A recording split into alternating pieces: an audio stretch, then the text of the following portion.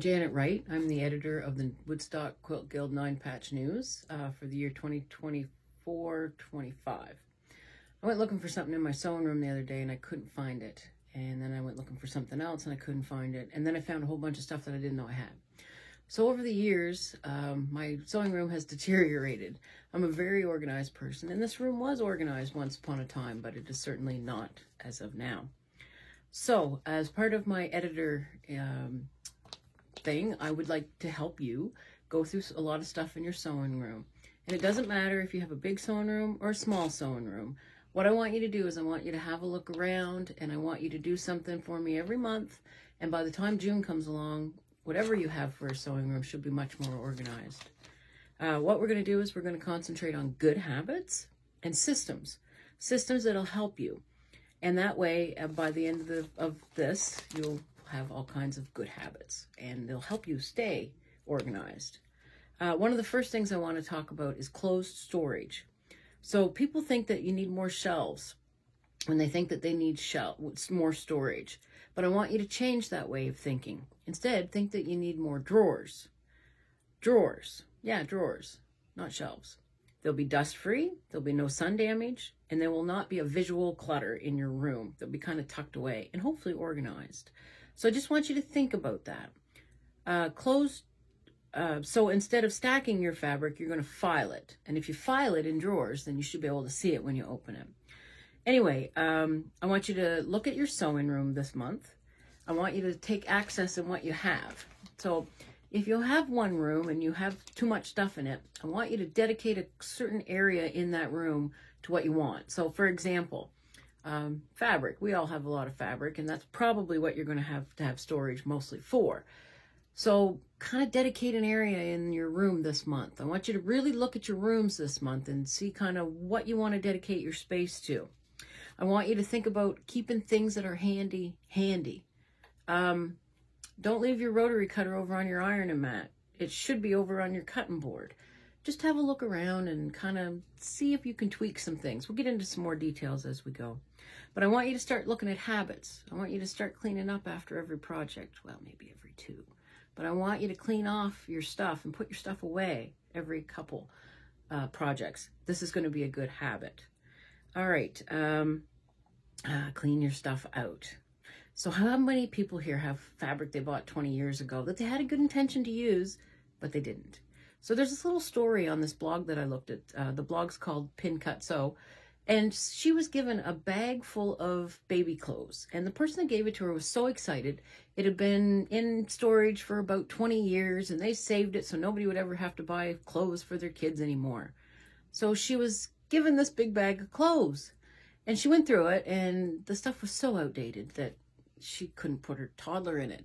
So that story for us is that fabric that we bought 20 years ago that we still haven't used was fashionable then. If we'd have given it away then, maybe somebody could have used it if we weren't going to use it. Now, and if it smells, throw it out.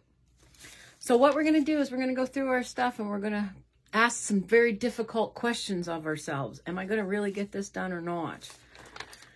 Now, are you thinking you need more storage?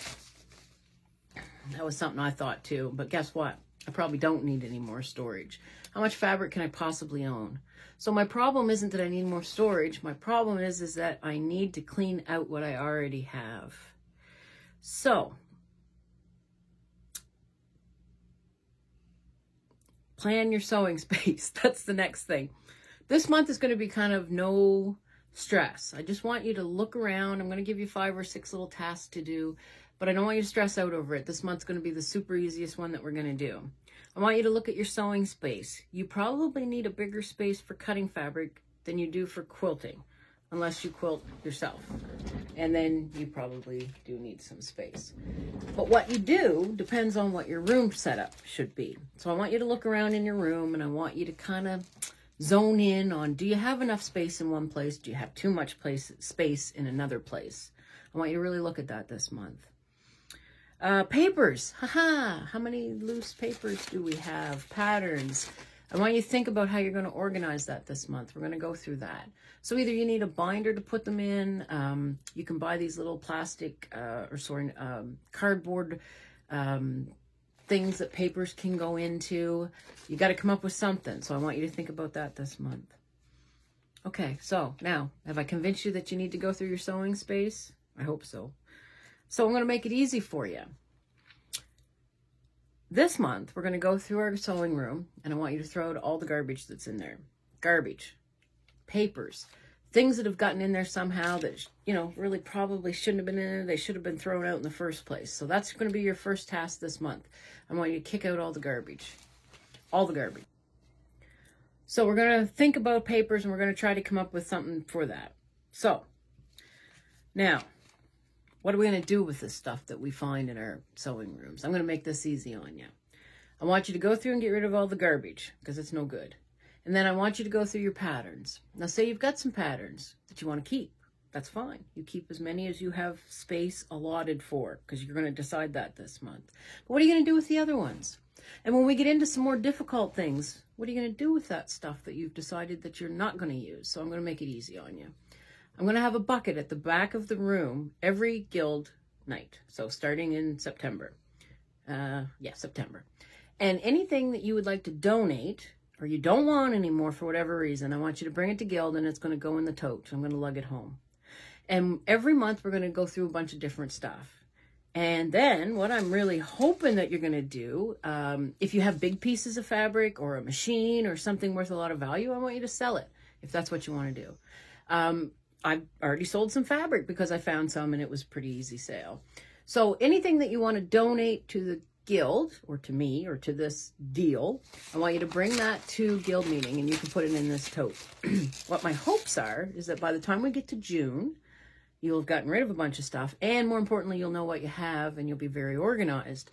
All these donations that are going to be coming in, we're going to have an auction in June. You're going to have more room, and you'll be able to maybe even buy some stuff.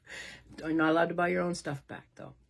All right, so what are we going to do with the money? Well, I happen to have a really awesome charity. The Villa Madonna is our retreat house, and I'm going to donate the money that we raised to this to them. But more importantly, I've been to a couple quilt auctions, and it's really fun, and you can pick up some really good deals. So that's what we're going to do this month. We're going to look at our sewing room. We're going to try to designate how much room we have for certain things. We'll get into more detail for that. This month, the only task you have is to take all the garbage out. And I want you to figure out how you're going to keep your paper patterns. Now, we're going to get a little more in depth next month. This is just to kind of ease our way in. There's a blog that I have been watching, a video, whatever, Karen Brown, how to declutter your sewing room. And I am essentially going to walk you through that in the next bunch of months. So anyway, I hope you're all on board. I think it's going to be a lot of fun. And stay tuned. Next month, we'll have more stuff for you to do. Also, before I go, this is very important. Okay, your sewing room got in a mess over time. I don't want you stressing out over this. So we have like a 15 to 20 minutes that you're allowed to work in your sewing room on decluttering, the purge. After that, don't do it. This is not going to be a job. I want you to do this with a good attitude. I want you to have as much fun as you can going through your stuff. You're going to find stuff that you forgot you had. It's going to be fun. 15 minutes. Don't stress out over it. And I'll see you next month.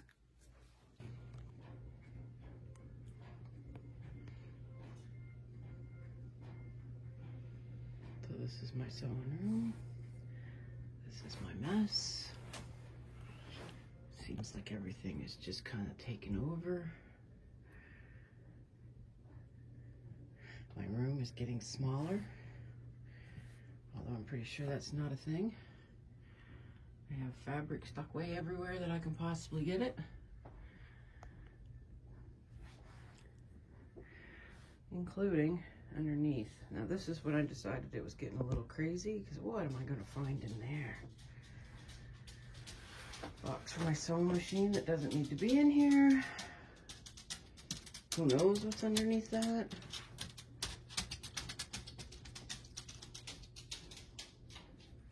It's time to clean her up.